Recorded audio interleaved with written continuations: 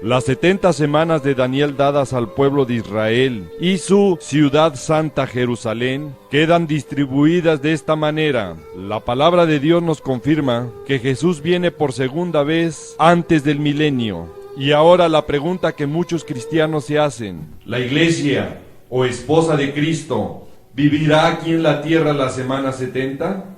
Hay varias posturas que veremos y analizaremos conforme a la palabra de Dios. La postura post-tribucionalista dice que la iglesia estará aquí en la tierra toda la semana 70. La postura preíra dice que la iglesia estará casi toda la semana 70. Un poco antes del final, la iglesia será arrebatada a las nubes para su encuentro con Jesús. La postura mid-tribucionalista dice que la iglesia vivirá aquí en la tierra la primera parte de la semana 70, pero a la mitad será arrebatada para su encuentro con Jesús en las nubes. La postura pretribucionalista dice que la iglesia no verá la semana 70 aquí en la tierra y que antes de su inicio será arrebatada para su encuentro con Jesús en las nubes. La diversidad de posiciones respecto al tiempo del arrebatamiento se debe a cómo cada posición toma el significado literal de la palabra griega parusía, que significa venida, presencia o advenimiento. Es una palabra que viene del presente participio de pareimi, que significa estar cerca, llegar, comparecer o venir.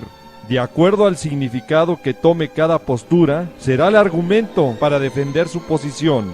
Sin embargo, Pablo en su carta a Tito, en el original griego en que fue escrita, nos da la enseñanza correcta para entender y ver las diferencias. Cuando se habla de una venida solo hasta las nubes, que llama la dichosa o bendita esperanza, que es el arrebatamiento, o se habla de la epifanía, la manifestación gloriosa y esplendorosa de Jesús en su segunda venida. Ahora veremos las diferencias entre estos dos grandes eventos. En el arrebatamiento, Cristo viene por los suyos, sus santos. En la segunda venida, Cristo viene a la tierra con los suyos, sus santos.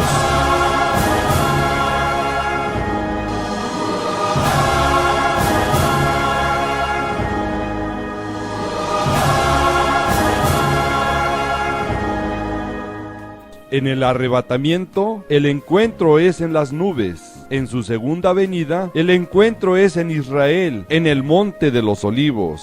En el arrebatamiento, Jesús desciende del cielo a las nubes. En su segunda venida, Jesús viene con las nubes. En el arrebatamiento, Jesús mismo viene al encuentro con nosotros. En la segunda venida, son sus ángeles los que envía para juntar a sus escogidos. En el arrebatamiento, Jesús viene por su iglesia, su esposa.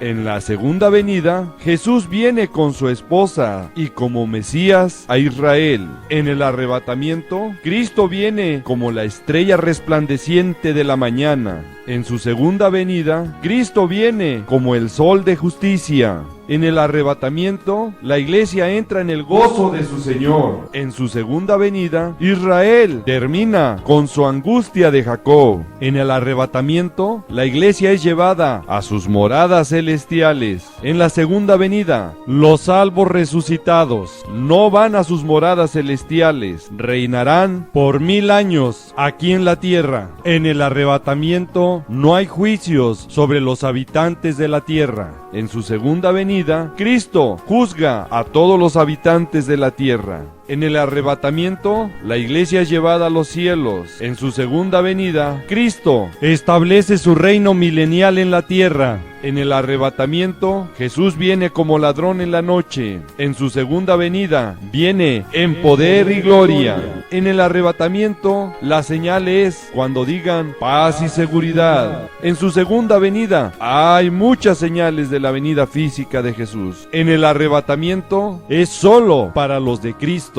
En su segunda venida, afecta a toda la humanidad. En el arrebatamiento, solo los suyos lo ven. Sin santidad, nadie lo verá. En su segunda venida, todo ojo lo verá. En el arrebatamiento, es tiempo de gozo y alegría. En su segunda venida, es tiempo de lamentación. En el arrebatamiento, puede ocurrir en cualquier momento. En su segunda venida, es hasta el final del Armagedón.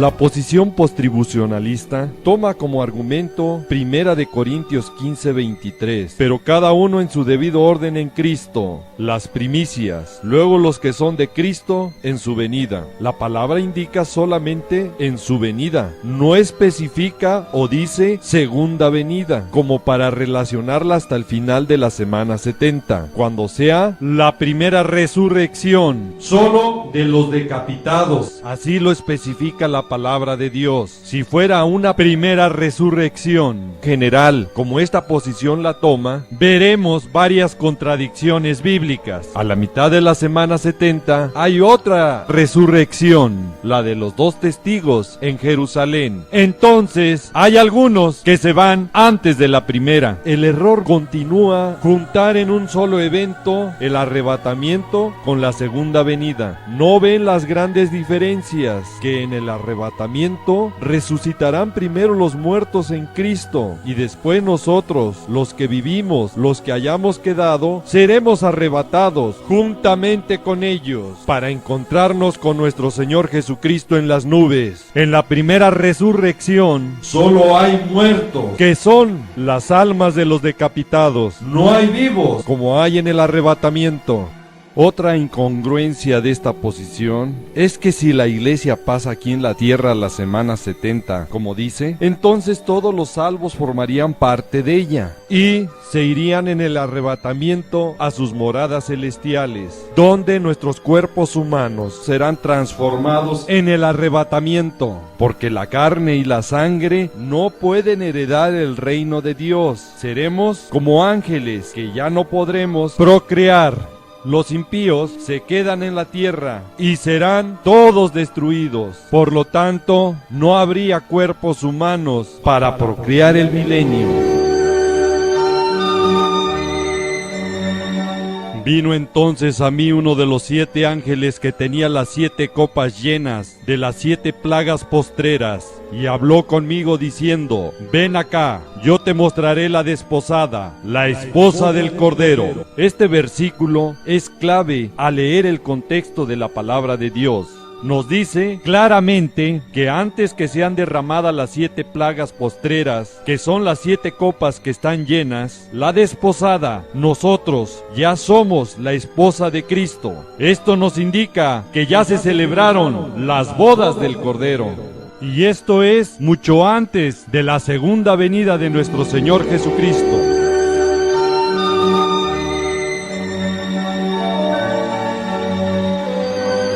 Esto nos muestra los errores de esta posición al dejar varios eventos sin cumplimiento, como también se quedarían los tronos vacíos, pues los apóstoles, que son parte de la iglesia, no podrían aún juzgar y sentarse en esos tronos, porque resucitarían hasta ese tiempo.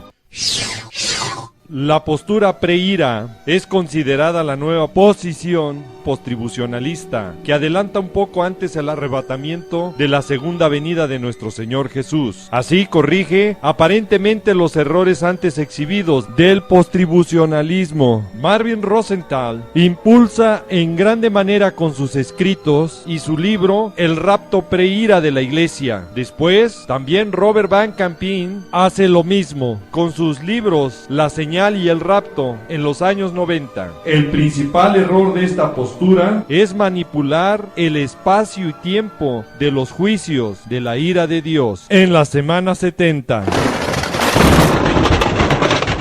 Metiendo en un periodo muy breve la incrustación de 15 de los 21 juicios de Dios que llama el Día del Señor. En esta forzada y apretada distribución clasifican estas etapas, cometiendo otro grave error al llamar a los 3 primeros sellos principio de dolores. Esta postura no ve que en el segundo sello ya no hay rumores de guerra, para llamarla así. Solo hay guerras y destrucción mundial, porque el segundo jinete del Apocalipsis se le dio poder de quitar la paz de la tierra y que se matasen unos a otros. Esta postura en su manipulación de tiempo empujan el sexto sello casi hasta el final, donde después de este consideran que es el arrebatamiento. Con esto dejan sin cumplimiento el tribunal de Cristo, bodas y cena del Cordero.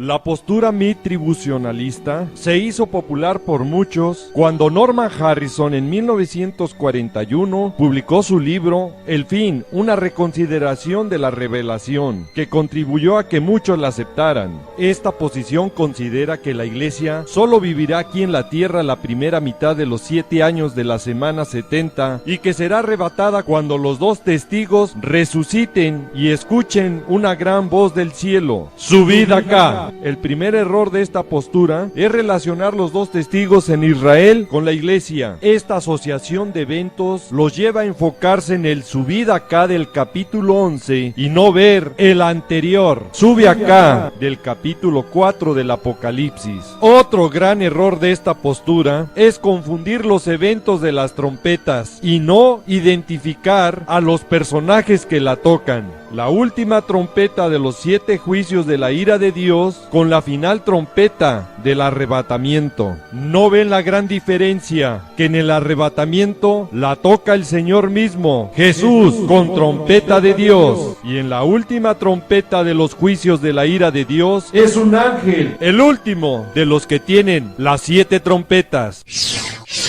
Lo mejor es escudriñar la palabra de Dios, que es la fuente de la verdad, y hacer un lado teorías y escritos de hombres que no sabemos qué influencia antisemita pueda tener, que en lugar de saber el tiempo correcto del arrebatamiento, lo único que logren sea confundirlo y no estar preparado para ese glorioso evento. Sabemos claramente que el día y la hora nadie lo puede saber, solamente Padre Eterno. Pero esto es solo un lapso de 24 horas. No dice que vamos a estar cegados en todo tiempo. Por eso, Yeshua, Jesús, nos dejó las señales para saber el tiempo del fin, y nos dijo que aprendiéramos de la parábola de la higuera, la nación de Israel, que es el reloj profético de Dios. Y la higuera, Israel, brotó en 1948, y en 1967 se cumplió la profecía de Jerusalén fuera recuperada por Israel de los gentiles, para que pueda ser la piedra pesada para todas las naciones en el tiempo del fin.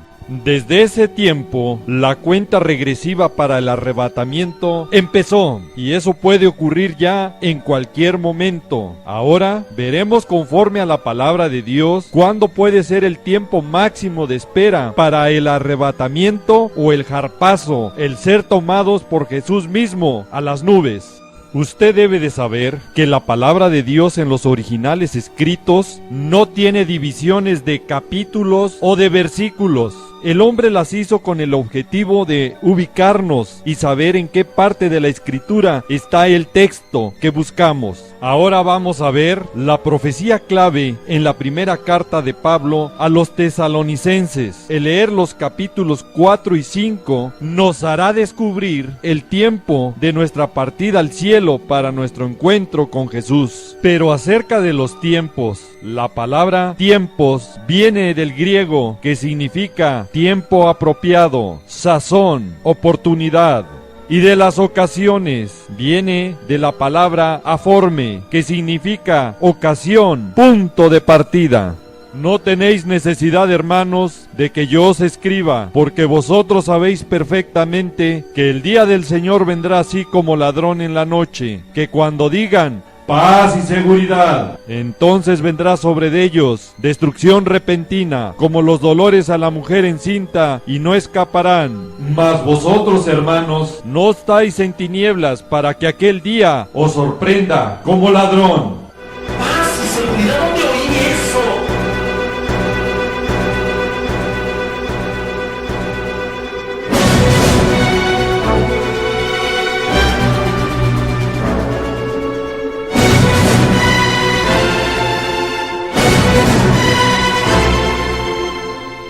Voltee y ve a su alrededor si aún está con las mismas personas, o si ya está solo y ocurrió el arrebatamiento.